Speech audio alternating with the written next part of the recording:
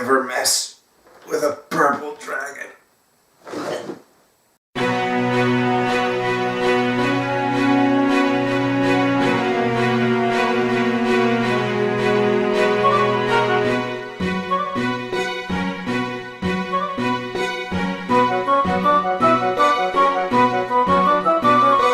When it comes to fun collectathon platformers outside the realm of Nintendo, it doesn't get much better than Spyro the Dragon. The original PS1 trilogy is still dearly beloved to this day, and for good reason. These games had a way of sucking you into its magical worlds, collecting all kinds of trinkets and freeing realms from the evil wannabe dictators each game had to offer. And I believe the trilogy's varied and fun level design is a big reason why this is the case. Within each of the 3 games, you can probably find at least a couple of levels as a big highlight of the adventure. And while I could list off all the things that make a level in Spyro great, like the visual themes, the objectives, the overall design, and now I'm listing them anyway, damn it, most of those things are pretty secondary to this thing called personal opinion. So there could be a level on this list that's objectively dog shit, but you know how this goes. And in case it wasn't obvious, I'm only going to be looking at levels from the original/reignited trilogy, mainly because I haven't played many of the Spyro games outside of those 3. Though to be fair, in most cases I don't think I'm missing much, but without further ado, let's heat up your controller of choice and have the adventure continue.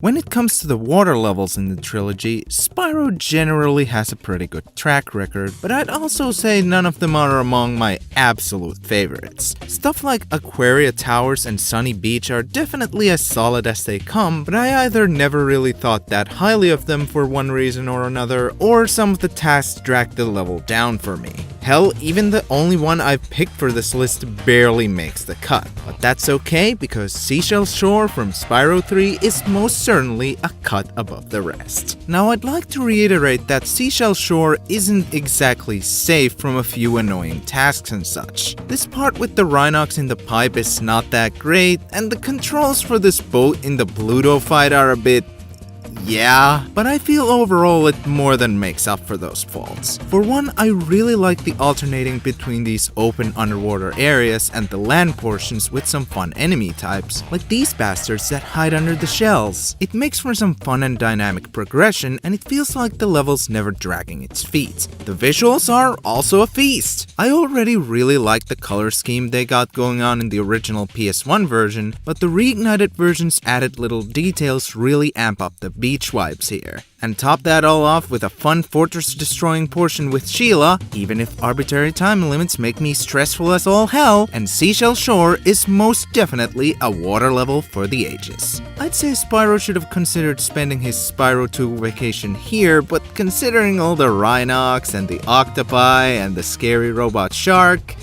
yeah, maybe not.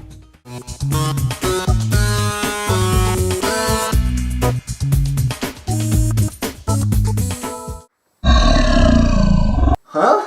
This is definitely an undesirable situation. So I'm just going to preface right here and now that this list ain't gonna include many levels from Spyro 1. Don't get me wrong, most of the first game's levels are pretty solid, but in the end, a lot of them just feel kinda generic and a bit too straightforward for my liking. That being said, there are still a handful of levels here that I really enjoy, and Dark Passage is pretty close to the peak of them for sure. The level's gimmick are these jesters that, when having their lantern lit up, have all nearby enemies in their smaller, even adorable forms, if you will. However, once that lantern goes out, the nightmares will consume you.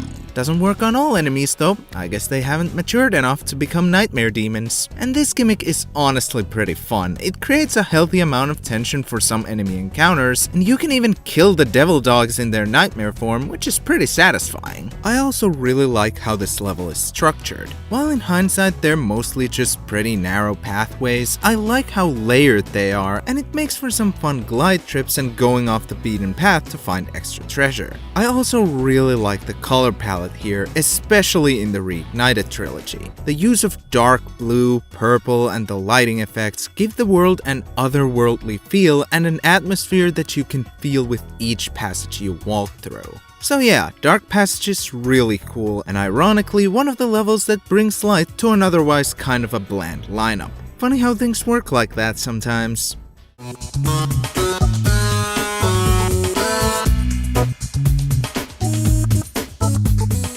Howdy y'all, how'd you like to see a farm tended to by robots? My apologies to any and all southern accenters out there. Anyways, Robotica Farms from Spyro 2 is a whole lot of fun. What a better way to spend an afternoon than playing Exterminator for a bunch of robot pests? I sure as hell can't think of anything better. Taking down enemies in Robotica Farms is a very satisfying endeavor. Spitting projectiles at the wasps, head-bashing the cockroaches, and using the grasshoppers' own barrels against them really makes you feel like a dragon doing some exterminating. Not just that, but you also got some fun seesaws, funny farmer robot NPCs, and a bunch of open areas to explore. This level has it all, really. And the orb missions are actually pretty fun too. Running after some pests at the field might sound monotonous, but it adds to the satisfying feeling I mentioned earlier, and you can actually flame them pretty easily, unlike some other chase-required enemies I could mention. And the supercharged part in the upper pathways is quite a lot of fun too, even if bumping into the very last obstacle before the final pumpkin and having to do the charge all over again makes me crave for death. Add in some great presentation in both visuals and music to really add to the farm vibes, and Robotica Farms is definitely one of Spyro 2's finest. And to top it all off, the end cutscene after you beat the level isn't weirdly morbid. Well, except for the robot pests, but they deserve it. I'm considering this a win.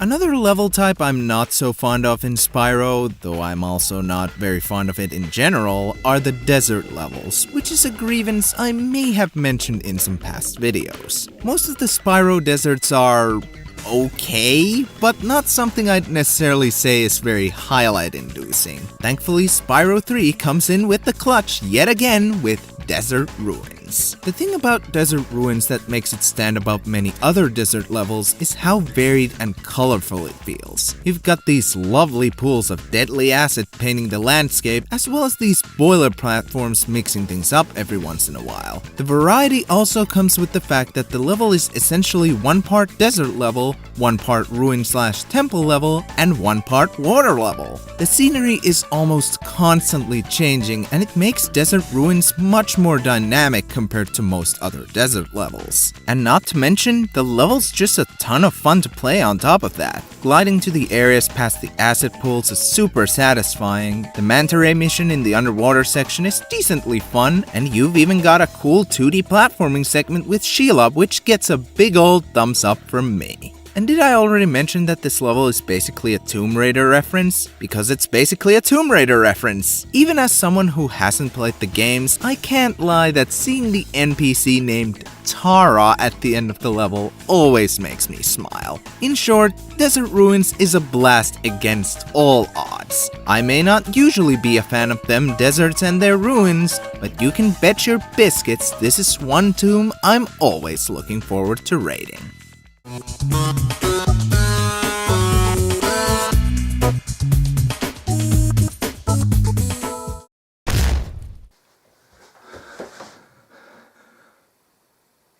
Rowlet? Don't you dare! Trouble with the trolley, eh? Considering Spyro 2 has a very prevalent main antagonist for the entire game, I find it a little odd that most of the enemies throughout the worlds have nothing to do with him. Sure, that makes for more enemy variety than different clothed Gnorcs or Rhinox, but since Ripto is a pretty big part of the game, being in the title and all, I can't help but raise my eyebrow a bit at this. But at least it allowed for a really unique world dynamic between Breeze Harbor and Zephyr. We're gonna be talking about both these levels, but basically the gimmick with these two is that you're seeing two sides of a war between the breeze builders and the land blubbers, and they function as the main enemies of the other's respective homeworld as the invading species. That alone gives both levels some massive brownie points, but thankfully Breeze Harbor is also a ton of fun to go through. You light fires under these kettles to make updrafts for moving forward and take back a ship from the blubbers near the end, and you also get to use cannons to shoot whatever the hell these are. However, there's a very glaring issue with Breeze Harbor that makes me a bit troubled, to put it any higher. I'll fully admit that the trolley mission isn't as bad as I might play it up to be, but I do think it's a little jank, and the fact that you have to collect 50 gears with no mistakes allowed doesn't make it much better. It's certainly not nearly as bad as some of Spyro 2's worst, but I could live without it. Overall though, Breeze Harbor is still a ton of fun and a big highlight of the game, be there trouble or no.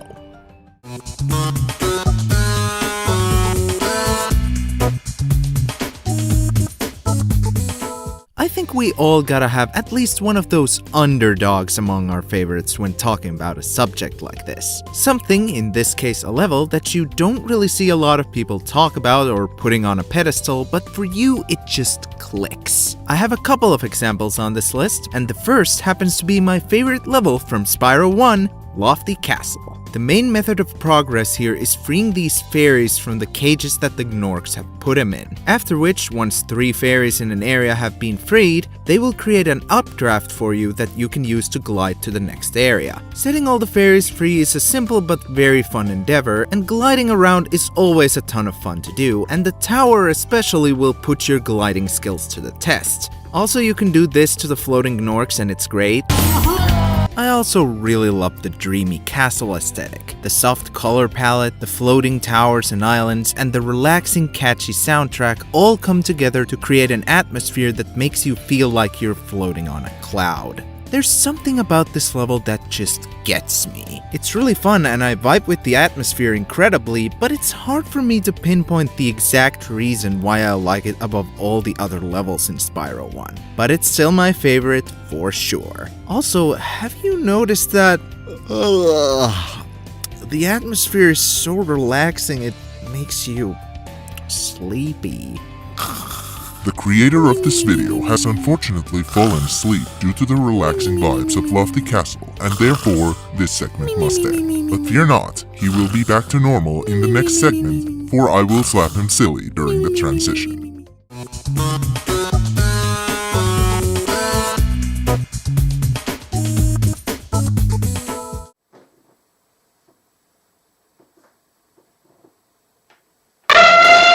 In a world where elephants sleep under snail shells, somehow, the only way to save it is to wake this one guy the fuck up. So yeah, Mystic Marsh is a lot of fun. Once again, really love the aesthetic here. The color palette and the temple house environment lend themselves well to the whole mystic vibe of the level, which is only added on by the funky music featuring elephant noises. And like with Lofty Castle, it's a vibe that I really like, in addition to being very fitting to the level theme itself. I also really love the structure of this level. You've got the lower level with a bunch of enemies and a river full of treasures to find, and the upper levels with plenty of walkways, underwater tunnels, and fun platforming challenges. Mystic Marsh just feels a lot of fun to explore, and the more vertical design definitely helps with that. And it also feels like you have the full lay of the land at your disposal once you unlock the catapult, and you don't need to make that many detours. Really, the criticisms I have and the thing that hold it back from being higher are these monkeys that are mean and annoying, and some parts of the orb missions. I don't really mind either of them too much, but the flying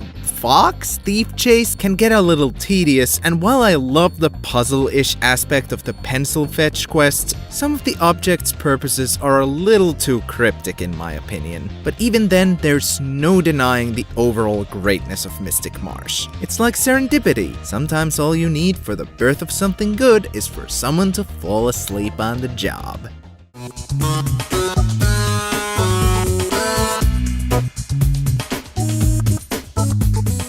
Remember kids, if you want to end a war, the best way to do it is to play for both sides. It was a close call between this and Mystic Marsh, but due to the reasons, Zephyr does edge it out as my favorite level in Spyro 2. While I'd say I prefer Mystic Marsh's aesthetic and structure, Zephyr is no slouch in those departments either, and along with the unique setup provided by Breeze Harbor, there's no doubt in my mind with this one. So let's talk about the weird wonders of this bird-infested battlefield. Firstly, I feel like playing this level after Breeze Harbor kinda elevates it because compared to the somewhat chaotic vibes of that world, Zephyr is pretty peaceful looking. Granted, the chaos in Breeze Harbor was mostly created by the landlubbers attacking it, but I digress, and that contrast makes the level stand out that much more. And sunny grasslands are always nice to look at, even when they are ravaged by war. The overall structure is really cool too, with the first area having you fight off the breeze builders to open the way forward, and the second area splitting into the higher path where you continue to fight your way to the talisman, and the lower area with the orb missions. That way there's a clear wedge between the main objective and the side stuff, and since the NPCs below are mostly just minding their own business, it makes sense to have them away from the fighting. For the orbs, you need to reunite a forbidden pair of a landlubber and a breeze builder, take a guess what their names are, by using Professor's magic beans to grow beanstalks to platform on. And for your other pair of orbs, you're herding these cowlicks into their pen by grilling them. And it's all pretty fun. Sure, getting some of the cowlicks from further away can be a bit troublesome, but at the end of the day, it's all fine and good. Also, this can happen when you're super flaming one of the cowlicks. What else can I say? Zephyr clearly has it all.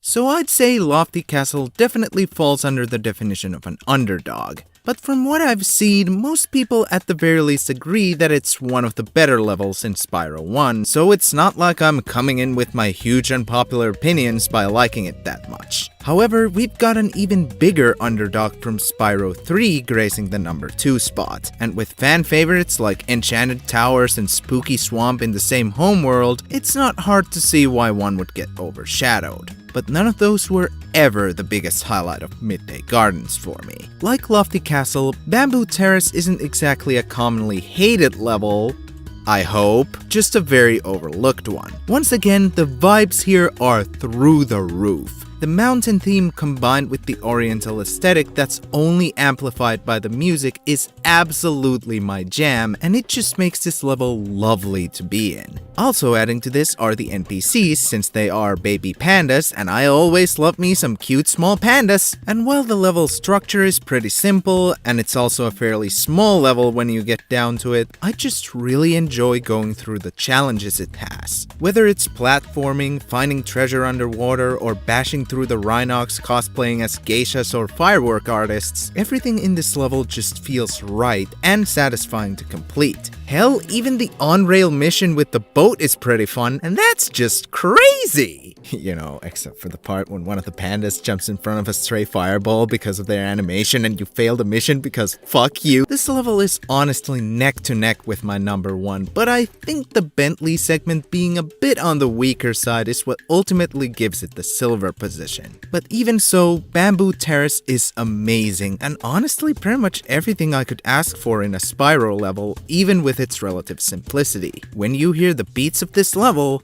they are most certainly the drums of peak fiction. Before we finish things off, here are a few other level highlights throughout the trilogy. Terrace Village from Spyro 1. The structure is pretty linear and the color scheme is meh, but I like the small alternate paths hiding gems and such, and the glides at the end are pretty fun. Haunted Towers from Spyro 1. Finding the last dragon here is always a pain in the ass and I can never remember where he is, but using the Super Flame is really satisfying and I really like the castle aesthetic, just like with Lofty Castle. Hurry Coast from Spyro 2. Again, not a huge fan of the color scheme and the Energy Rock mission is weird, but the NPCs are fun, and gliding, collecting, and supercharging your way through is pretty great. Fractured Hills from Spyro 2. This level is honestly almost as fun to go through as some of my favorites, and taking down the Earthshapers is really satisfying. Unfortunately, this level also has one of the worst missions in the game, so that knocks it down to an honorable mention. Metropolis from Spyro 2. This might be the honorary number 11. The NPCs are great, using the double power-up is fun as hell, and I really like the futuristic design. The only thing I kinda don't like is the bull mini-boss, but even then it's just kinda eh. Spooky Swamp from Spyro 3. Love the atmosphere and the haiku speak, but Sheila's escort mission is pretty blah, and the mini-boss is kinda boring and forgettable. Frozen Altars from Spyro 3. Another level I really like and would love to put on the list, but it has the Bentley boxing minigame, and the less said about that, the better. But even still, using the ice breath is so cool, and cat hockey is pretty fun at least. Dino Mines from Spyro 3. Love the combination of two themes here, and it's a ton of fun to go through, but for some reason they decided to recycle the worst part of Seashell Shore, and the rail shooter with Agent 9 is definitely the weakest of his segments.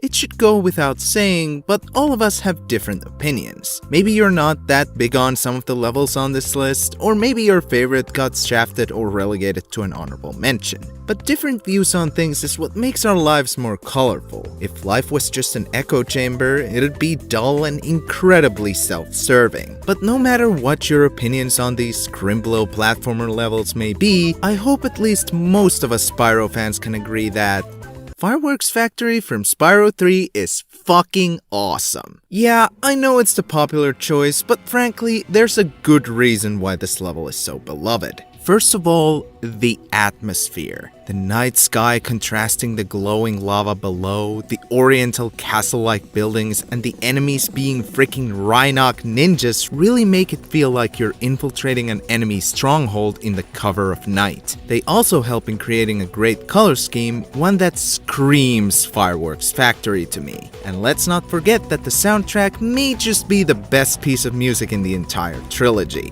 It's so funky and catchy and fits the atmosphere to a T on top of that.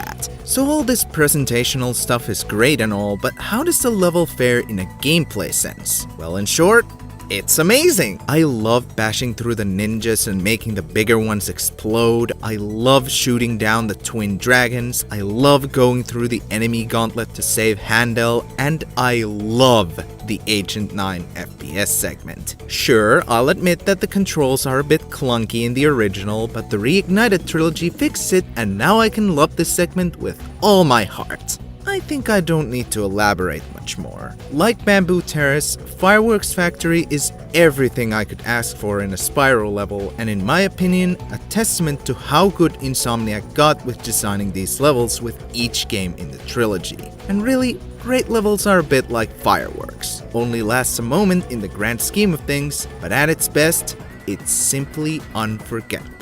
I'm FinnishDuck, and I need Spyro 4. There's no punchline, that's it, I want it. I don't know who's making it, but I need that Spyro 4. It's about flame. I wanna be a hero, Pokemon! Hello viewer, thanks for watching all the way to the end of the video, and I do hope these Crimblow level discussions were to your liking. I think this time I'll forego the usual "this was supposed to be out earlier" spiel and just go straight into what's coming next. The year is pretty close to its end, so I think the next major video will be the yearly countdown on my favorite games I played this year. As for other videos, there's quite a lot I have planned, one of which is a 10-year anniversary video for when I first started making countdowns, and that's kinda crazy! In other words, I hope you'll stick around even with the irregular upload schedule, because I promise I'll deliver sooner or later.